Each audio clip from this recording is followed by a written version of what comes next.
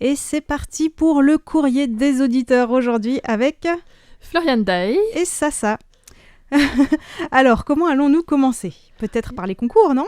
On peut commencer par les concours ou par l'actualité. Il y a beaucoup de choses qui se sont passées aussi. Beaucoup de choses. Il y a au moins une émission pour laquelle vous avez été nombreux et nombreuses à réagir, qui est passée, donc une diffusion spéciale en ondes courtes. Depuis Danshui. Depuis Danshui. Donc c'était une émission préparée par des élèves du lycée de Ilan. Oui, tout à fait. Et à destination d'une petite ville en Norvège. Et c'était en fait réalisé à l'initiative de l'association taïwanaise de diplomatie numérique, si je ne me trompe pas. Donc vous avez pu entendre, si vous l'avez écouté, le 22 janvier, des lycéens taïwanais parler de leur vie au lycée. En anglais. Oui, c'était en anglais, tout à fait. Alors on a reçu pas mal de personnes qui ont écouté et enregistré aussi, puisque le but c'était de nous dire que vous aviez pu écouter, enregistrer. Et vous recevez des petits cadeaux, des bandoulières pour téléphone portable, des post-it de RTI, enfin des petites choses très sympathiques. Et alors, on n'a pas forcément la liste en entier de toutes les personnes pour le moment, mais on a reçu pas mal de réponses de différents pays, que ce soit depuis l'Inde, avec Jayanta Chakrabarti, Nafisa Khatoum, Naved Rayan, Najimuddin, mais aussi de Finlande, Jan Petaija, si je prononce pas mal, de Malaisie, Tim Breyel, d'Allemagne, Hans Schulz, des Pays-Bas, Robden Bauer, du Japon, Geoffrey Leach. Et bref, il y en a encore plein, mais on ne peut pas tous les citer. En tout cas, merci de nous envoyer ces rapports avec les fichiers audio. Ça nous permet aussi de savoir qu'est-ce qui est reçu en ondes courtes envoyées depuis Taïwan en hiver, parce que c'est vrai que normalement, on fait surtout des émissions, uniquement maintenant des émissions en ondes courtes depuis Taïwan à destination de l'Europe en été. Et donc là, pour moi, c'était la première fois que j'entendais les résultats des ondes courtes depuis Taïwan en hiver. Donc c'est intéressant aussi. Oui, et on peut voir les différentes qualités de réception. Aux différents endroits du monde aussi. Voilà, tout ça c'est vraiment très très intéressant. Alors j'en profite pour remercier aussi d'autres personnes qui nous ont envoyé leurs rapports d'écoute, parfois plusieurs rapports d'écoute ces derniers jours. Alors il y en a vraiment beaucoup, je vais peut-être en oublier certains parce que voilà, c'est difficile d'être exhaustif. En vrac de France, on a bien sûr Jacques Augustin, Thomas Bègue, Christian Guibaudot, Philippe Marsan, Paul Jamet, Daphné Arantz, Raphaël Voitis, Gilbert Dupont, Daniel Villon, Elisabeth Oliveira, Gilles Gauthier. Voilà, je crois qu'on a... Ça, c'est juste pour la France. Et donc, pour les autres pays, nous avons aussi de Tunisie Nissaf Hadri. On a aussi Eric Olivan Oros d'Espagne, Misayo Tanaka du Royaume-Uni, Mohamed Akil Bashir du Pakistan, ainsi que d'Algérie, Farid Boumeïchal et Nagmouchi Nouari. Et last but not least... Je me suis rendu compte que tu n'as pas encore parlé de Maggie Roy qui nous a aussi envoyé... Tout à fait, mais comme elle nous a envoyé... Voilà, Elle nous a envoyé quelque chose de spécial.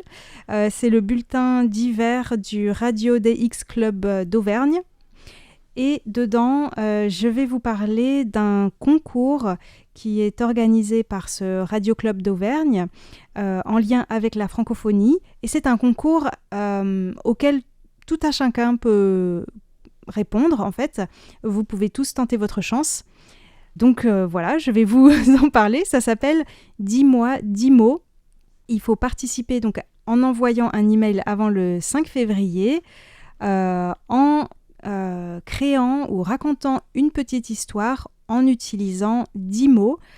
Alors, ces mots, c'est allunir, anticipation, continuum, dystopique, humanoïde, particule, programmé, théorie, transmuté et sidéral. Voilà, c'est 10 mois, 10 mots d'un monde à venir. Oui. Le titre complet, parce qu'effectivement, ça donne une impression plutôt de situation soit différente, en tout cas de ce monde-ci tel qu'on le connaît, ou d'une exploration peut-être interstellaire, ou quelque chose comme ça. Alors, si vous souhaitez participer, donc vous pouvez envoyer un email à radiodxclub63@gmail.com avant le 5 février donc, et les prix seront remis aux lauréats lors de la fête de la francophonie fin février. Il y aura aussi une exposition des œuvres, et si vous voulez retrouver toutes les informations plus précises, vous pouvez aller sur le site de RTI également. Dans la rubrique Courrier des auditeurs, on va mettre le flyer dans l'article, mais bien sûr, vous pouvez aussi voir ça sur le Radio DX Club d'Auvergne. Voilà pour ce concours un peu hors du commun.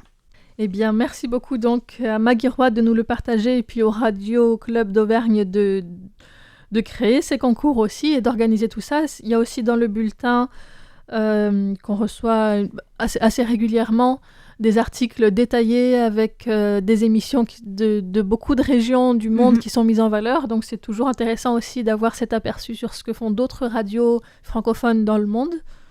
Et c'est un gros boulot d'édition aussi et d'écoute, de mise en page, tout ça. Donc, Et d'ailleurs, je crois qu'il y avait un article sur un satellite taïwanais qui n'est pas sans lien avec nos concours d'ailleurs. Donc, je te laisse peut-être, Floriane, parler des concours de notre radio. Et donc, oui. Le concours pour le mois de janvier, tout d'abord. En janvier, on vous demande quelles sont les personnalités politiques visées depuis fin décembre par des tentatives de destitution ou révocation. Il faut bien faire attention parce qu'il y en a eu pas mal en fait ces derniers mois à Taïwan, mais là c'est les plus récentes sur lesquelles on souhaite vous interroger. Voilà, et donc c'est bien une question qui est au pluriel, donc on demande plus qu'un nom. Et en cadeau, eh bien, il y aura 5 ananas tricotés qui vous seront envoyés, donc c'est un mignon. par personne. Tirés au sort, donc parmi les bonnes réponses. Et pour le concours trimestriel, janvier, février, mars, eh bien, on revient aux 10 mots du futur, puisqu'on parlait de satellites. On vous demande quels sont les types de données que le satellite Formosat 8 renvoie depuis sa mission en orbite. Très intéressant. Et qu'est-ce qu'on gagne ? Eh bien, on peut gagner 3 carnets de notes qui sont magnifiques avec une illustration de Jiufen. Oui, une ville touristique dans le nord de Taïwan. Voilà, une ancienne ville minière avec... elle est assez connue pour ses escaliers très étroits avec des lanternes rouges qui avaient inspiré l'univers de Miyazaki aussi. Oui, tout à fait. Donc voilà, c'est un très joli coin. Aller voir une après-midi, une soirée, c'est bien d'y rester aussi quand il fait nuit parce que la ville prend un autre tour. Mais après, c'est très touristique. Il ne faut pas avoir peur de la foule non plus. Et il y a des très belles maisons de thé aussi là-bas. Un thé dont vous entendrez parler, mais autrement, si vous écoutez l'émission en entier d'aujourd'hui, puisqu'il y en aura encore avec Arnaud Le Chat. Oui, tout à fait. Dans le programme d'aujourd'hui, à la fin, il y aura une retransmission donc, d'une émission d'Arnaud Le Chat sur la musique taïwanaise en lien avec le thé. Voilà. Voilà donc pour les concours.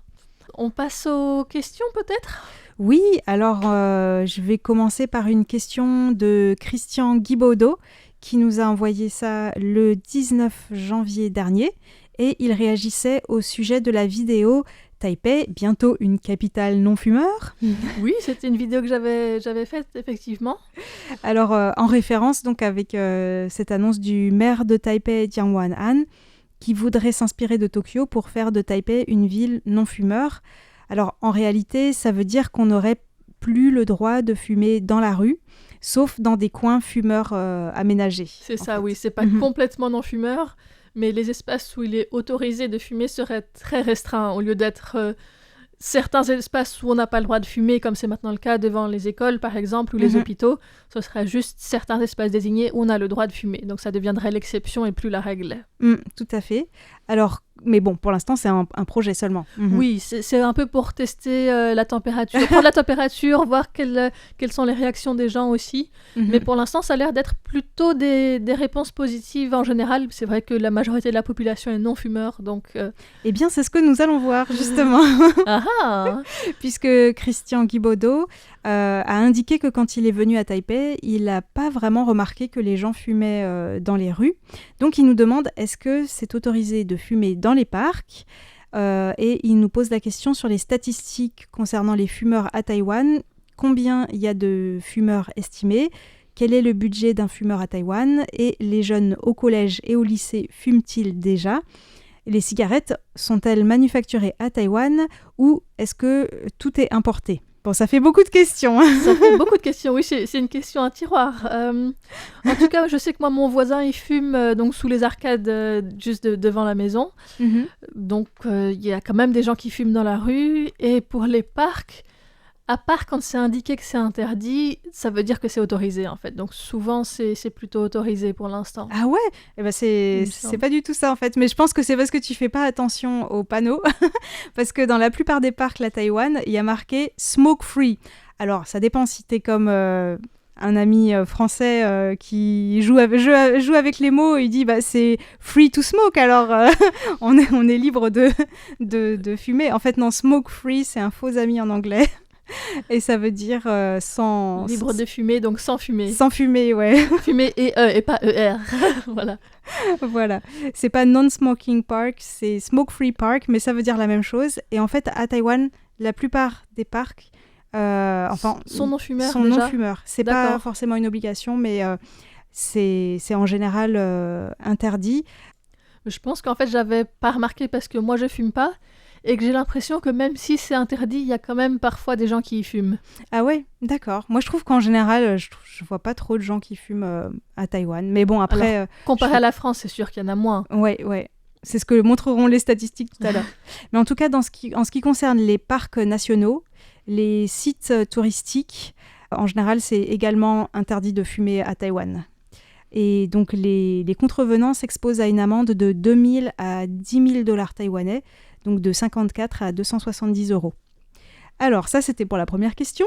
Ensuite, combien y a-t-il de fumeurs estimés à Taïwan ? Donc, selon une étude du ministère de la Santé, le taux de tabagisme chez les adultes a chuté de 22% en 2008 à 13% environ en 2024. C'est énorme. C'est énorme, une baisse de plus de 40% depuis 2008. Donc, comment expliquer cette diminution drastique ? En fait, c'est depuis la mise en œuvre de la loi sur la prévention des risques liés au tabac en 1997, puis des nouvelles réglementations en 2009 et en 2023, que Taïwan applique des interdictions de fumer finalement dans la plupart des lieux publics, que ce soit les campus des écoles, les lieux de travail fermés, etc. Et il y a aussi des avertissements sur la santé qui sont apposés sur les emballages de paquets, des paquets de cigarettes comme en France, avec des images horribles là sur... de poumons tout noirs. Voilà. Et on peut aussi se faire aider pour un sevrage tabagique dans près de 2700 établissements médicaux à travers tout Taïwan. Et la publicité pour les cigarettes est interdite. Et en 2023, l'âge légal pour acheter des cigarettes et fumer est passé de 18 à 20 ans. Donc il y a eu toute une série de mesures qui ont visiblement porté leurs fruits. Et il faut préciser qu'il y a beaucoup plus d'hommes que de femmes qui fument à Taïwan. Donc les résultats de l'enquête de 2024 montrent que le taux de tabagisme chez les hommes taïwanais augmente progressivement à partir de 18 ans et que c'est la tranche des 40-64 ans qui fume le plus, avec dans cette tranche un homme sur 4 à peu près qui fume à Taïwan. Chez les femmes, en revanche, c'est la tranche 40-49 ans qui fume le plus, avec pour cette tranche 7% environ des femmes qui fument. Donc c'est quand même une pratique plus masculine à Taïwan. Et pour comparer avec la France, en 2024, c'est environ 25% des adultes qui fument, soit un Français sur 4. Donc je rappelle que les Taïwanais, c'est maintenant 13% à peu près, contre 25% en France. Et on constate une forte baisse en France ces dernières années, puisque c'était 32% de fumeurs en 2021. Donc il y a aussi une grande réduction, même si ça reste beaucoup. Ouais. Oui, tout à fait. Et en France, ce sont aussi les hommes qui fument plus que les femmes. En ce qui concerne la cigarette électronique et le tabac chauffé, le taux d'utilisation à Taïwan tourne autour d'1%. Mais il faut préciser que en fait, c'est interdit à Taïwan depuis 2023. Donc en fait, ce sont des fumeurs illicites. Voilà. Alors, en ce qui concerne le prix du paquet de cigarettes... C'est très bon marché, il me semble, ici. Ah bah, comparé à la France, oui. Je pense que les fumeurs français, oula, ils vont rêver de Taïwan, puisque en France, un paquet de cigarettes, c'est environ 13 € en moyenne, alors qu'à Taïwan, le prix moyen aussi entre 80 et 150 NT, c'est-à-dire entre 2 et 4 € le paquet de 20 cigarettes. J'imaginais peu, mais pas si peu. Alors, est-ce que ça s'explique par le fait qu'il y ait moins de taxes ? Alors, on peut dire en partie, parce que sans entrer dans les détails, à Taïwan, les diverses taxes sur le paquet de cigarettes représentent environ 50% du prix de vente, contre 80% en France. Mais il y a quand même d'autres raisons qui font que le prix est relativement bas à Taïwan. C'est aussi l'existence parfois de certains circuits de vente hors taxe, qui font que voilà, c'est un peu plus bas. Mais je pense qu'il y a encore d'autres raisons et que je n'arrive pas à trouver. Je n'arrive pas à comprendre pourquoi il y a une si grande différence. Et bien sûr, le budget global dépend de combien on fume de cigarettes par jour. Alors, les jeunes au collège et au lycée, le taux de tabagisme chez les jeunes en 2023, selon le ministère de la Santé, c'est 2% chez les collégiens et 7% chez les lycéens. Alors là, il faut vraiment souligner la cigarette électronique, parce qu'elle a le vent en poupe, on va dire, plus que la cigarette, entre guillemets, normale chez les jeunes, puisque les collégiens, ce serait environ 3% qui fumeraient des cigarettes électroniques, et les lycéens, environ 6%. Donc plutôt avec des parfums parfois ajoutés, des choses comme ça qui atténuent un peu le goût. Et donc en tout, pour la cigarette électronique, ça représente 54 000 adolescents taïwanais. Je rappelle que c'est illégal en plus depuis 2023, d'autant plus que l'âge légal, comme j'ai dit tout à l'heure, pour fumer à Taïwan, c'est 20 ans. Donc, Et comment ils arrivent à avoir ces statistiques ? Eh ben, bonne question. C'est assez incroyable. Mais en tout cas, le ministère de la Santé est assez inquiet. On avait un article là-dessus, d'ailleurs, sur Radio Taïwan International au début 2025. Et environ 2/3 des jeunes taïwanais qui fument pour la première fois avant l'âge de 18 ans continueront à fumer. Alors, la dernière question, les cigarettes sont-elles manufacturées à Taïwan ou est-ce que c'est importé ? Alors, à Taïwan, on trouve des cigarettes taïwanaises et importées, mais quand même beaucoup plus d'importées. Je vais éviter de citer des marques pour ne pas faire de la pub. Mais à Taïwan, on peut dire que la production locale a vraiment énormément baissé depuis l'entrée de Taïwan à l'OMC, puisque du coup, les cigarettes importées sont devenues bon marché à partir de ce moment-là. Alors qu'avant, il y avait, depuis l'époque japonaise, un monopole de l'État à Taïwan sur le tabac et l'alcool, et ce jusqu'en 2002, donc l'année où Taïwan a rejoint l'OMC et que ce marché-là s'est libéralisé. Et du coup, aujourd'hui, les plantations de tabac à Taïwan ont quasiment disparu. C'est vrai que je me rappelle pas en avoir vu. Je sais même pas à quoi ça ressemble, en fait. C'est vrai qu'à Taïwan, on n'en voit pas trop.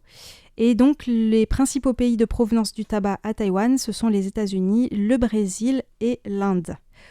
Voilà pour la réponse à ces nombreuses questions tiroirs de Christian Guibaudot sur le tabac à Taïwan. J'ai appris beaucoup de choses, merci à Christian et à Sasa. Et toi, du coup, tu vas nous parler de quoi ? Alors, je vais parler d'une question posée par Jacques Augustin, qui demande si le mariage entre deux homosexuels est autorisé à Taïwan et si deux lesbiennes peuvent-elles adopter un enfant à Taïwan. Juste comme ça, qu'est-ce que tu dirais ? Je dirais que c'est possible. Pour les deux ? Oui. Bonne réponse. Et maintenant, la version longue. C'est possible, mais depuis quand ? 2019 pour le mariage. En revanche, pour l'adoption, je sais pas, je dirais 2021, mais peut-être c'était en même temps en 2019 ? Alors, il y a des nuances, Donc, le mariage, effectivement, c'est possible depuis le 24 mai 2019.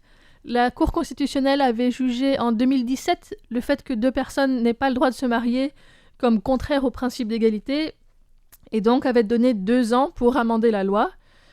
Et après un référendum qui a indiqué l'opposition de la majorité de la population à inclure le mariage entre 2 personnes de même sexe dans le code civil, c'est finalement une loi spéciale qui leur a permis d'avoir accès au mariage, avec toutefois quelques restrictions qui ont été levées progressivement les années suivantes.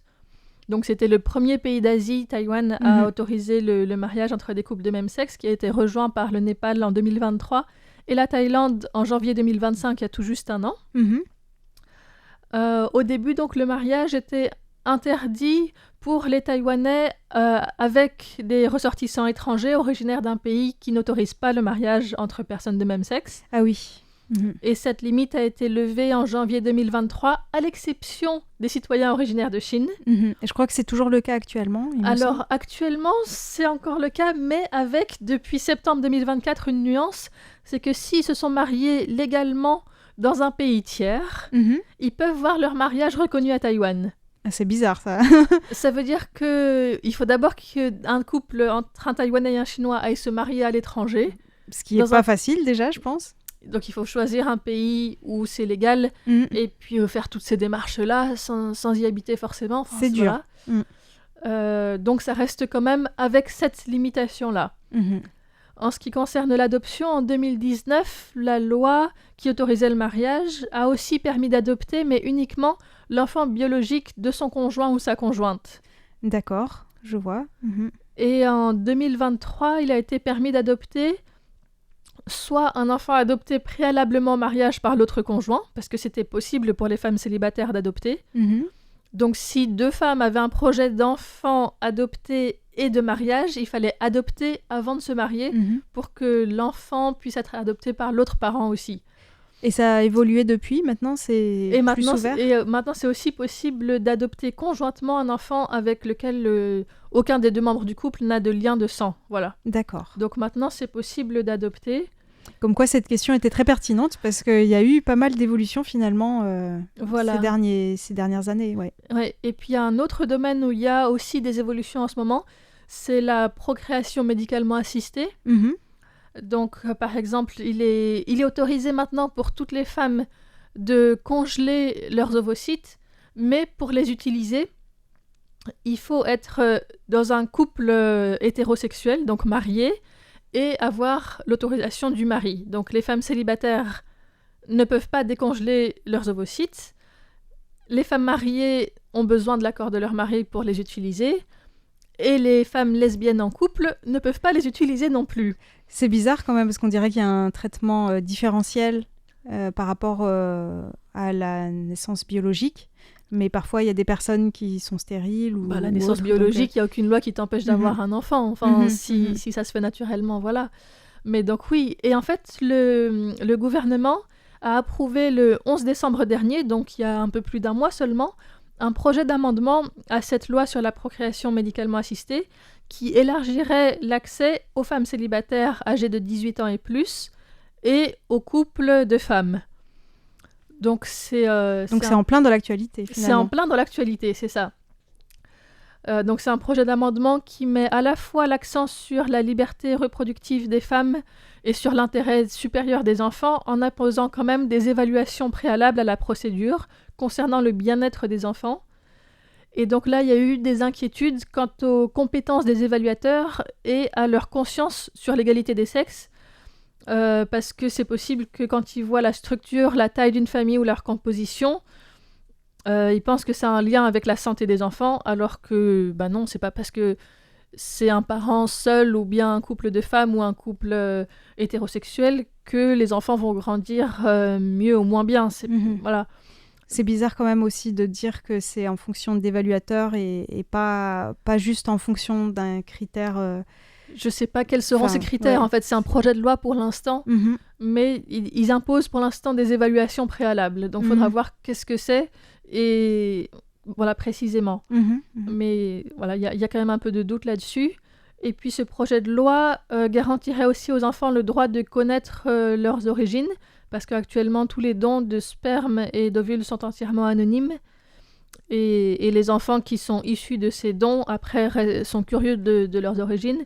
Et donc, le fait de lever cet anonymat à l'âge adulte des enfants leur permettrait d'obtenir des informations supplémentaires avec le consentement du donneur. D'accord. Donc ça, c'est aussi dans le projet de loi. C'est ça. Mhm. Donc il faut voir si le gouvernement décide de mettre cela pas le gouvernement. Le yuan législatif décide de mettre ça à l'ordre du jour et si ça passe ou si c'est encore modifié. Mais voilà, c'est une évolution qu'il y a encore et dont il y a besoin pour qu'il y ait plus d'égalité encore pour les couples homosexuels et les célibataires. D'accord. Eh bien, merci beaucoup à Jacques-Augustin pour sa question. Et dans les dernières minutes qui nous restent, nous allons répondre à une question de Siddhartha Bhattacharjee, je ne sais pas si je prononce bien, qui nous écrit depuis l'Inde et qui nous posait notamment une question sur le produit intérieur brut de Taïwan. Alors, qu'en est-il ? Alors, selon le FMI et d'autres sources comme le Bureau des statistiques du gouvernement taïwanais, le PIB en 2025 à Taïwan, c'est à peu près 884 milliards de dollars. Ça fait beaucoup de zéros. Ça fait beaucoup de zéros. Le PIB par habitant est de 37 830 dollars. Voilà, ça fait un chiffre un peu plus un peu plus facile à imaginer. Imaginer, tout à fait. Et en tout cas, il y a quand même... je crois que les chiffres sont encore en train d'être rassemblés pour l'année 2025 parce que, par exemple, pour le FMI, le taux de croissance en 2025 à Taïwan serait de 3,7%. Mais l'Academia Sinica a annoncé en décembre que finalement, il s'attendait à avoir sûrement un PIB une croissance du PIB, beaucoup plus importante en 2025, avec plus de 7% de PIB. Selon le Bureau des statistiques du gouvernement, la croissance est aussi estimée à 7,3%, donc il faudra voir ce qu'il en est au final. Je crois qu'à la fin de l'année 2025, les prévisions de croissance ont été revues à la hausse. Il y a une augmentation très importante sur le troisième trimestre. L'économie taïwanaise a cru de 8,2% par rapport à la même période un an plus tôt. Et donc c'était beaucoup plus que ce qui était estimé. Voilà, et c'est pour ça qu'ils ont ensuite annoncé une estimation plus élevée. En tout cas, on voit que la croissance à Taïwan est fortement tirée par les semi-conducteurs. Tout ce qui est intelligence artificielle, technologie émergente, ça occupe une bonne partie de tout ça. Mais les prévisions pour 2026, en ce qui concerne la croissance, sont pour l'instant pas encore aussi optimistes que celles de fin d'année 2025, puisque selon la Standard Chartered Group, en 2026, les prévisions sont autour de 3,8% et le ministère de l'économie taïwanais, 3,54%. Il y a une grosse incertitude au sujet des politiques tarifaires, notamment des États-Unis. C'est vrai que ça change parfois très rapidement. Voilà, c'est à suivre, mais c'est sûr que c'est changeant. Et donc, ce sont que des projections pour l'instant. Et puis, je dirais, ce sont même presque que des chiffres, puisque, par exemple, le 7% de croissance en 2025, si ça se confirme, ne se ressent pas forcément dans la vie de tous les jours. C'est quand même fortement tiré par les personnes qui travaillent dans le secteur des semi-conducteurs qui, elles, en voient les fruits. Et celles qui sont à la tête de ces entreprises-là plus que les agents d'entretien. Mais... Voilà. Mais bon, en tout cas, ça tire un peu les autres secteurs, mais c'est pas toujours aussi rose pour les autres secteurs. Voilà. Donc on remercie Siddhartha Bhattacharjee pour cette question. Et on vous dit à la semaine prochaine. Merci de nous avoir écoutés. C'était Floriane. Et Sasa. À bientôt.